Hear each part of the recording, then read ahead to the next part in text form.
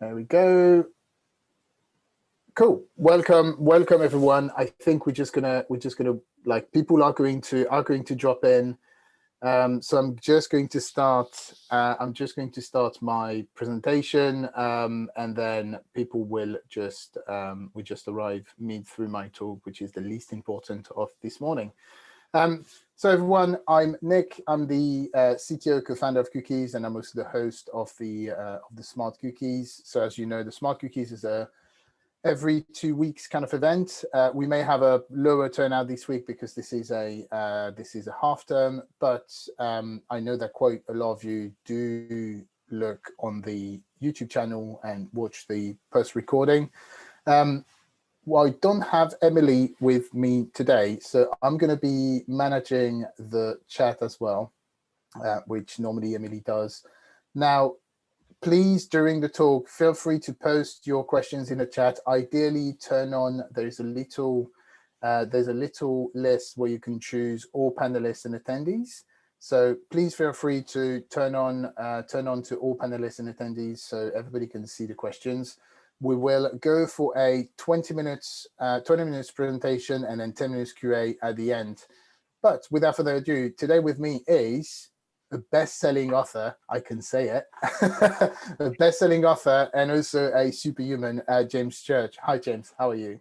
Hey, yeah, I'm good. Thanks for having me. Thrilled to be here. No, please. We are so pleased to have you around. So today we're going to talk about how to become an investable entrepreneur. This is also the subject. Of your book. I'm going to have some questions later on about the process of book writing, which may go outside of the investable entrepreneur kind of realm, but hopefully that's going to be interesting. And James has made a very kind offer, which is that after this talk, you will all receive a link to receive if you're in the UK, to receive a free hard copy of this talk. And if not, you will be able to download the PDF and start reading online straight away. So thank you very much, James, for that. You're very welcome. Without further ado, I'm going to give you the screen. It's up to you. I'm going to mute myself and please welcome James. Thank you very much, James. Awesome. Thank you. So let me just share my screen. You should all see that you've got a robot pointing at a presentation. Awesome. Cool. So thanks for having me here. Really thrilled to be here to share with you very quick 20-minute kind of insight to what the book covers in general. So we'll fly through it and I'll try and give as much detail as I can in just 20 minutes. But for those of you who don't know who I am, as Nicholas said, I'm James Church. I'm the best-selling author of the book Investable Entrepreneur, and I'm also the co-founder and COO at Robot Mascot. So at Robot Mascot, we create investment materials that convince investors, and when we do that, they become 30 times more likely to raise the investment that they need. And because of that, we've been recognised as the UK's leading pitch agency, and we're trusted by the likes of Crowdcube, Seeders, Dent Global, because of the results we get and because of the strategy that I'm going to share with you very quickly today. At the heart of what we do at Robot Mascot, we want to see great ideas and innovations flourish. We see that ultimately it's the communication of your idea that's resulting in founders failing to raise investment, and we want to put an end to that. So I want to start today with the idea that there's never been a better time to raise investment than right now. So over the past decade, we have seen unprecedented growth in entrepreneurial investments.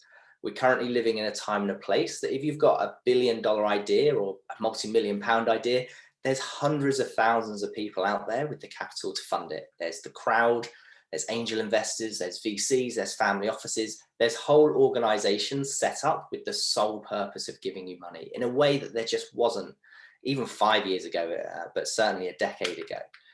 So here's what's been happening over the last 5 years. We've seen 150% growth in the amount of capital being invested across Europe in startup and scale-up businesses, 150%. Even in 2020, when the whole world was in lockdown, it was a record-breaking year, the most money ever invested in Europe. And for those of you in the UK, it's good news because London is by far the biggest centre of Europe. In fact, the money invested in London on its own accounts for the rest of the top 5 put together. So the places 2, 3, 4, and 5 combined is less than the amount of money that's invested in London. And the UK accounts for 5 of the top 20 European cities. So the UK is by far the best place to be raising investment in Europe. It accounts for most of this money that's in this chart here, and you can see it's been going up and up and up. And obviously 2020 hasn't been as big a jump year by year as we've seen in previous years, but it was still a record-breaking year despite everything that's been going on. And it actually caused a whole lot of pent-up demand. So in Q1 this year, 2021, we saw a 60% growth year on year in early stage investments. So there was a pent-up demand from 2020. The vaccine was announced and suddenly the floodgates opened in the first part of 2021. And we look to see that continuing throughout the year. But there is a problem. There's more money than ever, but there's also more competition than ever, more people seeking investment than ever. So here's what the average angel investor looks like on an annual basis. They get 10 pitch decks a week on average, of which 1 is of interest, but they make just 2 investments a year. So that's 520 pitch decks are sent to them every year, result in just 2 investments. VCs, very similar story. They invest in 1 in every 150 deals that they see. So this basically means that less than 1% of businesses are successfully raising investment, which is bizarre. So there's more money than ever. Why are less than 1% of businesses being funded? So something's getting in the way. And that's something is what I wanted to set out and solve and find with my book, Investable Entrepreneur. So at Robot Mascot, we made it our mission to find out what that was. And the biggest issue by far was being able to communicate effectively with investors. Investors didn't know what the value proposition was. They didn't understand the vision. They didn't understand the implementation strategy. They didn't understand how you were going to deliver a return on investment. There was just so many boxes not being ticked, and then founders weren't communicating to investors in the way that they wanted to understand the business. And that's what it boiled down to. So over 80% of the investors that I talked to all said something along the lines of communication was the biggest barrier. So here's what's happening. Let's imagine we've got 2 people who look the same, and to an outsider, they may even sound the same, but one's speaking English and the other's speaking French. They're talking to each other, but things are just not getting done. They should be working well together. They've each got something the other wants, but they're just not speaking the same language. And this is what's going on between investors and founders. So investors talk the language of risk, assets, proof, and implementation, whereas entrepreneurs like to talk about opportunity, income, possibilities, and ideas. And essentially, this is putting up a barrier between the investor and the entrepreneur. And that's the biggest reason why just 1% are getting investment, even though there's more money than ever. So essentially, if you're an investor and you're risk avoidant, when an entrepreneur comes along and talks about all of the opportunities, that just sounds scary. For an investor that wants to hear about the underlying assets in the business, the thing that derives the value of the company, the income itself is pretty irrelevant. For an investor that wants to see proof, when you talk about possibilities, it just sounds like long shots. And for an investor that wants to talk implementation, the idea itself isn't that important. It's your ability to implement that idea and deliver a commercial return that they care about. So investors aren't really getting their boxes ticked when founders pitch, and that's the reason so many founders are failing to raise investment. So let's think in the last sort of few minutes of this presentation as to who they do invest into. And investors back investable entrepreneurs. So let's explain what an investable entrepreneur looks like to an investor. So these investable entrepreneurs are those top 1% who successfully secure funding. Investors could be investing into property. They could be investing into stock markets. Their whole goal is to grow their wealth, right? But many are choosing to invest in entrepreneurs, and that's because they think they're going to get astronomical returns. They know it's high risk, but it's also extremely high reward. So if a business isn't established, by established, I mean the type of business that you would find listed on a stock market. The number one thing the investor is putting their money behind is you, the entrepreneur, not the idea, not the concept, not the revenue, It's you, the entrepreneur. So someone like this guy, Elon Musk, he's a classic example of an investable entrepreneur. He could have a new idea tomorrow and people would back it without question. He doesn't need a proof of concept to raise millions. He's an investable entrepreneur. So an investable entrepreneur looks like three things to an investor. Here's what they're looking for in you to make a decision on whether or not they can back you and your business. So first, you need to be highly resourceful. You're able to get people to buy into your vision. Highly resourceful entrepreneurs can make stuff happen. They can attract talent when they need it. They can attract commercial partnerships. And of course, they can attract capital. You can get people to buy into your vision and you can grow an amazing team and network around you to make stuff happen. The second thing they need is an entrepreneur that understands the financial risks as well as the potential rewards. They want a founder that's not a blind optimist, who's willing to take those financial risks and also understands the risks that you're asking the investor to take. And they also want an entrepreneur that understands what commercial success looks like, that you can build something that's commercially viable and going to generate revenue, something that takes it beyond an idea. What's your implementation strategy from getting from where you are now to a profitable exit in, say, 5 years' time? If you're two out of these three things, if you're highly resourceful, you understand the financial risks, then you're a change maker. If you understand the financial risks and understand commercial success, but don't understand, you're not highly resourceful, you're an asset manager. If you understand commercial success, and you're highly resourceful, but you don't understand the financial risks, you're a leader. None of these people get the type of investment you want. It's only when all three things come together that you become the investable entrepreneur. So the question is, how do you demonstrate this to an investor?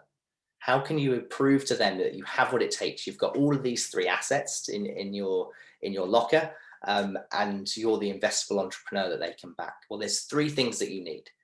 So very quickly, you need the pitch. The pitch is the thing that demonstrates to an investor that you're highly resourceful. Here you want to really get them excited about your vision, your value proposition, get them bought into your concept and your idea, and prove to them that this is something that the market wants and demands. They want you to demonstrate that you can get people to buy into your vision. So if they can get excited by it, they know you can attract that talent. They know you can attract those commercial partnerships. They know you can attract other investors when you need them. So that's the first thing they're looking for.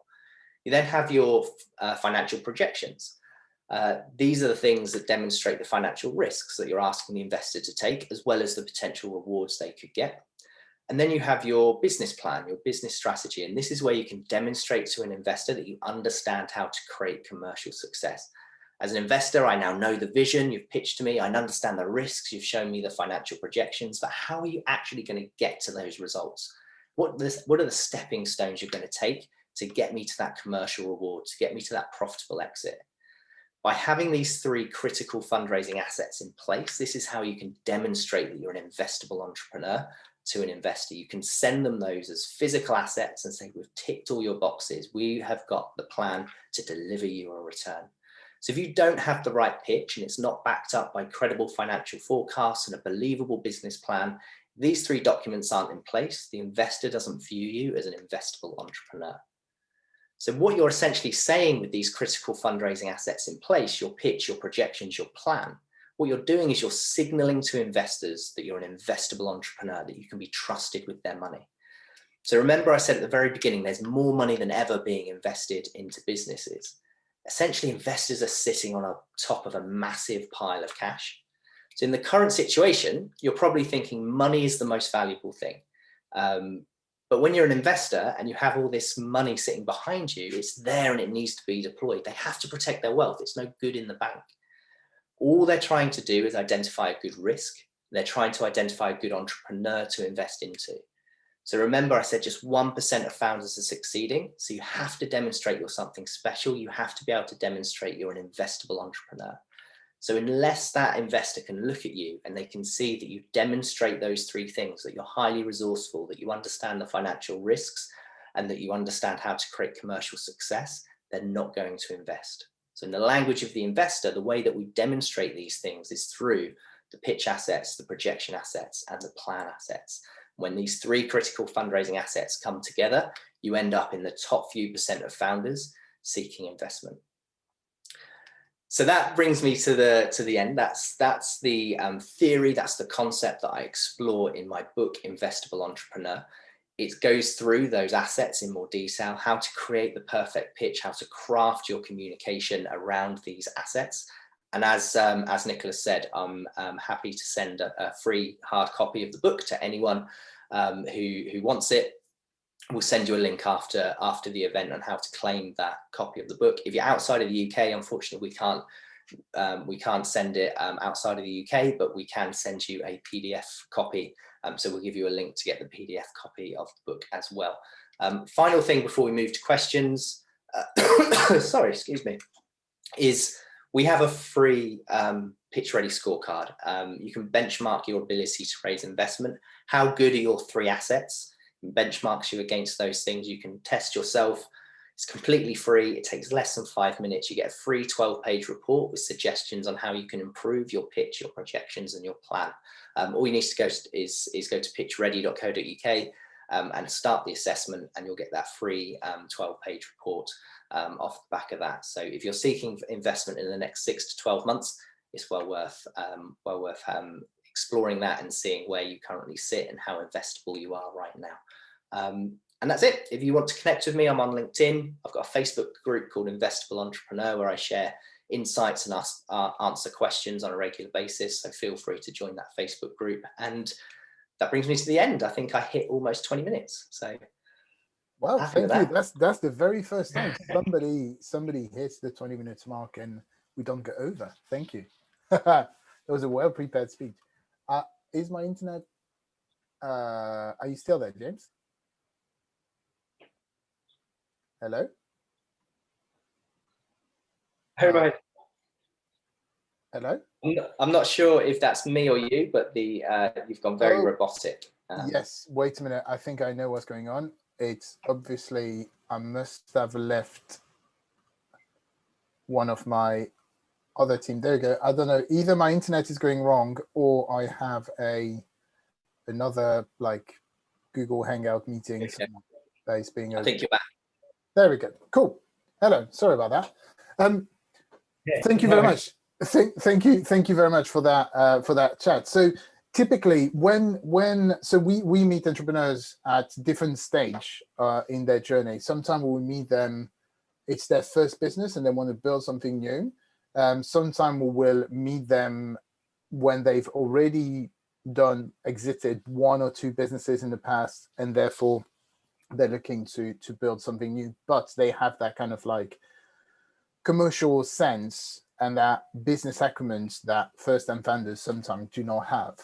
Like, in terms of the investable entrepreneurs, what do they look like? Do they typically are those people that have had, I mean, you took Elon Musk, for example, as an example here. Obviously, he has had successes in the past. Is it something that really plays into your favor? Is it something that actually sometimes plays against you, the fact that you've done businesses before? Like, in terms of being an investable entrepreneur, where do you sit with that? Yeah, I mean, I think the more experience you have to leverage, the better. When pitching to investors, it's all about de-risking the opportunity. And if they're making a decision and they've got, there's 2 SaaS businesses they really like, and one has exited 2 businesses before, even if they're not SaaS businesses, they're consultancies, say, and one hasn't, and this is their first entrepreneurial venture, then you'd probably lean towards the one with the experience who's sort of been there and done it and has understood the difficulties of business before. But that's not to say that you can't raise money if you're a first-time founder. There's obviously thousands of cases of founders that have achieved that. The key there is, if you are a first-time founder and you don't have the experience, is to really focus on the insights that you have in your sector, in your niche. So you might be a first-time founder, but you've got 10 years experience working at a corporate in this space that you're launching your business, and this idea has come off the back of a problem you saw working in that high-level corporate environment, and you're developing a piece of enterprise SaaS to solve that problem. So you're talking less about your entrepreneurial background and capabilities, but your insights into the industry, the connections you might have to leverage to get this adopted quickly into some organizations, and those sorts of things. So it's all about demonstrating that you have experience and you have insights in that industry. So yeah, I mean, obviously, yeah, I if it were my money, I'd much rather put it on someone who's exited 2 or 3 companies before than someone who's never done it. If the idea and the concept and the implementation strategies all looked pretty equal, that would be the deciding factor, I think, wouldn't it? So yeah. And in terms of what you do, so somebody like an entrepreneur comes to you and says, look, would they typically come to you when they've tried to done those pitches before and they're not passing through the first barrier and they're not called for pitch, or they go to pitch but it doesn't work? Or do they call you before that? Like they know that it's going to be a competitive market and therefore they're trying to get ready. So first question is, when is best to engage with you? And 2, what does the outcome looks like? Like if we were to work with Robot Mascot tomorrow, what do you provide? Is it collaterals? Is it pitch decks? Is it experience? Like what is it? So there's kind of 2 types of founders we work with. One is the serial entrepreneur that you mentioned. They've been there, they've done it before, they know how much of a process this is and how it's much easier to get everything right first time and go and hit the market and not burn any bridges. They would rather just get it done quickly, get it done professionally. They've got 2 other businesses they're managing. They'd rather just outsource that workload to someone else to support them in because they haven't got a CFO, a COO that they can have to create these assets for them because they're in the early stages. So one's a time thing. They don't have time, and therefore we become that outsourced team. The other are the first time founders who are an early stage, and they appreciate that this is a difficult thing to do. They want to get their funding as quickly as possible. They know that the success rate's about 1% on average. Founders take about a year to close their first round because they spend 9 months figuring out what it is they actually need and how they need to talk to investors, and then 3 months actually raising capital with the right assets in place. So there's a few different reasons why people use us, but it's normally lack of knowledge or understanding of sort of how this process works, and they appreciate bringing in a third party with the skills and the experience to kind of guide them through that process. Or they've been there, they've done it before, they understand how much work it is, and they'd rather just bring in a team that can do it so they can focus on building the product or the thing they really care about, and less about a financial model, which they really don't want to have to do. So they're the 2 reasons. In terms of what an engagement looks like, it's we implement these assets for our clients. So we create the business plans, the financial projections, the pitch assets, and we bundle it all together and present a pitch ready package. So you've got all the assets you need, all the collateral that you need to go in and have meaningful conversations with investors. So that's what we do there. Okay.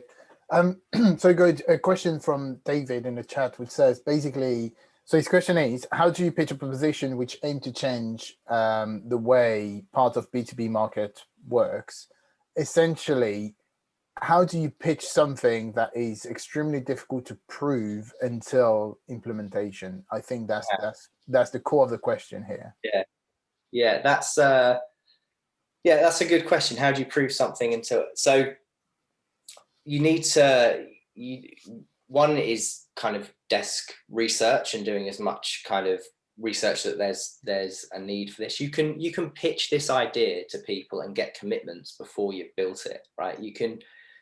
It depends what type of product they are, but I'll give some examples. So some of our founders have created a landing page for their app. Their app doesn't exist yet. They run some ads, they promote it out to their network, and they get some leads. And then as soon as you enter your email address or whatever or you click the button that says, I'm interested to learn more about this product, it goes to another page that says, we're not launched in your area yet, unfortunately. Leave your email address here if you want to be notified. And that does 2 things. One, you can count how many people visited that page, so you know how many people were interested from your ads. And you also know, you also start to collect some email addresses of people who are interested in it. So things like that can be done. Interviewing people in the sort of thought leaders or high level people within your niche. So you might who would validate that this is a solution. If that were available, I'd buy it for my organization. So you can start getting some validation there. So it's all about getting validation, not necessarily traction, where people think traction is sort of actual users on an actual product, or it might take 250K just to build a basic MVP of your mad idea. Maybe you can just do some interviews, you can do some focus groups, you can talk to industry experts who would sort of validate that this is something. Another thing that people do, and is really a really good idea, is to share your investor pitch on LinkedIn.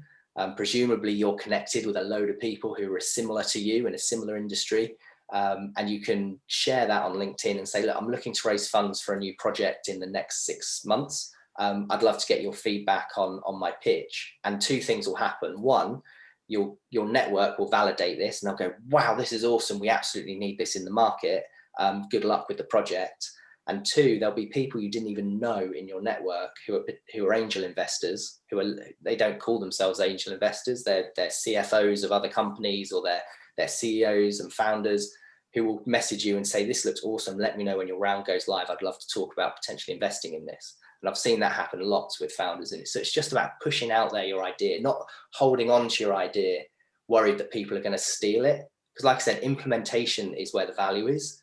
The idea doesn't really hold any clout. It's the person who can implement it. So share your ideas, pitch it to people, get feedback, and you'll grow quicker, you'll implement quicker. Don't worry too much about, if someone steals your idea and takes it to market 3 times quicker than you, then they're the ones who are going to succeed, because they've got the skills of implementation. So it's a hard truth to learn, but the more you share, the more success you have. That's what I find. One of the things that we've seen from the founders that contact us is that when they don't have the funds to validate their idea, obviously what Jim said, like these kind of interviews, talking to people and all that is something that we see a lot. But the ones that really raise above the packs are the ones that basically pretend to be an app, and they will do all the manual work like if the app existed, and typically it takes place in either on a Facebook page or like on a WhatsApp channel, whatever, and they just do what the app is going to do in the end, and they will essentially replace the computer as a human. This is a huge volume of work, and you have to be a workaholic to be these kind of things. But you learn so much from what you're going to implement, because you're at the core of every single discussion about what people want, really. So we've got an article on our website, I think, called like 18 different types of minimal viable products, and one of them is, I think this one is, we call the fake door MVP. So you make the landing page as if it exists, you sign up the client, and you do a ton of work right now. So one of our clients is in the B2B enterprise space, looking at kind of the carbon footprint of the supply chain. They've got they've already signed up £1 million worth of contracts with the likes of Nando's and people like that. They've got no tech. They're spending all £1 million on bringing in, on cost of sale, bringing in a team of people to actually implement what the tech should do. And then they're raising investment to build the tech. So all of the revenue is going into just servicing the clients as if it was a piece of tech, but being done manually by people. And on a smaller scale, we had a company called Frollo, who's like an app for single parents. Started off as a Facebook group, and she did everything manually that the app would do through the Facebook group and her Instagram page. And then she got a community of 3,000-4,000 active single parents who were engaging in this group. And then she went and raised funds for the app. So there's loads of ways you can do it. And you learn so much by talking to people, and by doing it yourself, you learn so much about how the app will function in the future. One of the last question was from Sally. So your pitch ready, you've ticked the Robot Mascot boxes. Basically, what should Investable Entrepreneur look for an investor to get most of the relationship? So turning the table around. Ooh, So when it comes to looking for investors, you need to have you need to have a laser focused approach, not a scattergun approach. So you want to find, especially in the early stages, you want to find investors that you have rapport with, as well as those that bring the money, and probably investors that have kind of bring more to the table than just cash too, because that's going to ultimately be the result. So we would always say one of the pitch assets that we talk about is an expression of interest form. When you're pitching to investors, so the two things. So let's start with focusing on the type of investor. So go and look on Crunchbase or somewhere like that for investors that have invested in similar companies to your own. So go search some companies in a similar niche and see who their early stage investors were, and then use that as a target list of people to connect with. Reach out to your own LinkedIn network, like I talked about, as sharing your pitch and seeing who comes out of the woodwork. Start having those relationships. But then when someone's interested, give them an expression of interest form. When they give you a verbal commitment, like this is something I'd like to invest in, ask them to fill in an expression of interest form. How much are you going to, towards the round, are you going to commit? What else can you bring to the table other than cash?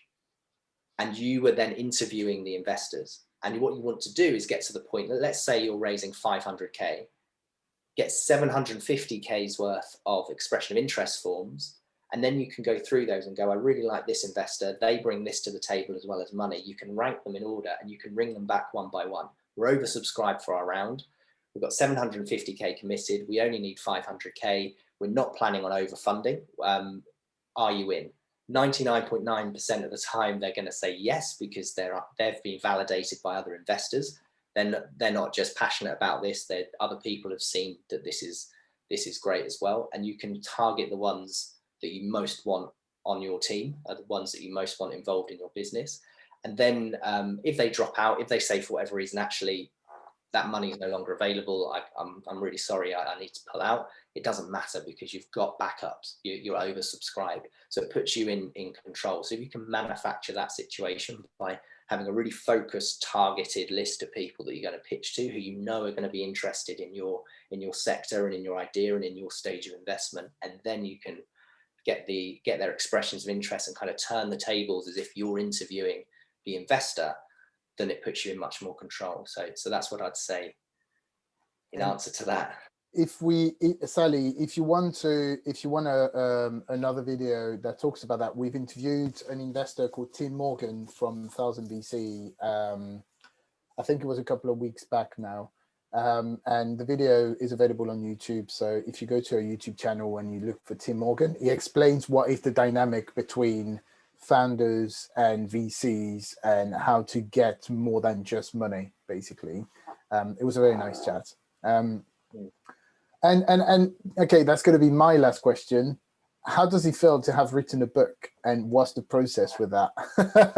Yeah, I mean, it feels awesome. I mean, I wrote the book not to become a best-selling author, not to sell loads of copies. I wrote the book because I was having the same conversations again and again with founders, and I was like, there's a massive lack of knowledge there. There's a lot of information online, but it's all written by ex-investors, not from an entrepreneur's perspective, and it talks in riddles. So I wanted to kind of demystify it a little bit. I wanted to make it kind of from an entrepreneur's perspective. I don't come from an investment background. I come from a branding and advertising and marketing background, and have kind of learned this as I've gone along. So I was able to share from someone's perspective who learnt this from knowing very little about how to raise investment, and have spent the last 8 years studying the space and learning how it works and how we can manipulate and use communication to connect with investors. So that kind of led me to writing a book that was more kind of on the side of entrepreneurs rather than investors kind of lecturing to founders as to what they should do. So that was kind of the purpose. It feels awesome to have got something out there. The process was difficult. The process is kind of trying to figure out what you want to say and figure out the structure. It took me about 6 months to write the book. But that was extracurricular. It was kind of evenings and weekends for a period of 6 months, or putting the kids to bed, then writing a book from sort of 8 till 2 in the morning for 6 months, and eventually got kind of a passable draft, sent it out to some beta readers to get some feedback, refined it, sent it to a publisher to get it edited and such like. But yeah, it was really structuring the book. I actually used a company called Rethink Press, who have a book builder course they've just launched, and they're really great. They're really great at helping you think about the structure of a book and how you go about kind of writing a book, and how to structure a chapter, how to structure a whole part of a book, how to structure the book in its entirety. So they were really helpful along the process. So if you are thinking of reading a book, do check out Rethink Press's book builder course, because it's really good. I think it's one of those things that has always been like in the back of my mind, but I know I would not have the dedication that you all have. Like, all authors have this dedication that I probably will never have that commitment, and I'm amazed by people that do that, like especially when it's not their full-time job. So yeah, I said I've been wanting to write a book for about 5 years before I actually did it.